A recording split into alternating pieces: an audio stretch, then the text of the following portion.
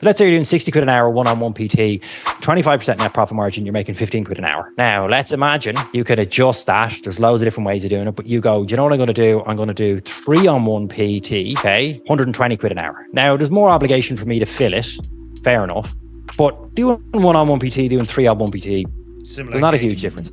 If you can't do 3-on-1, right, and you're at such an early stage in your career development, skill development, craft, trade learning, in my opinion, you shouldn't be thinking about opening a facility, right? Mm-hmm. But if you break those numbers down, even when you factor in things like your VAT and your Stripe and blah, blah, blah. So it's, VAT, Stripe combined together is around about 12% is what you're going to lose off the top, okay? When you're up and running, because there's other stuff you can do with VAT at the early days, because you can rebate stuff. But anyway, you go from a €15 profit margin per hour to approximately €120 net profit margin.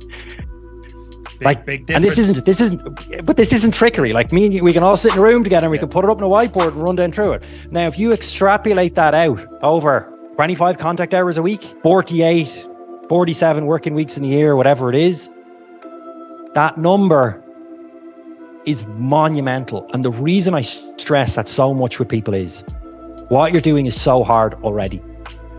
Like the success rate of small, independently owned and operated businesses is very low.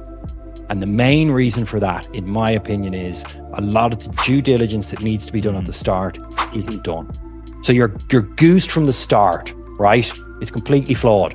But if you get those numbers right and then you have somebody else look at it, you're like, oh, hang on a minute. Well, we could tweak that, and look what happens. So they're, and there's I'm rambling to be fair, but they're the main bits I would be looking at, because they're the big levers. You make some good points.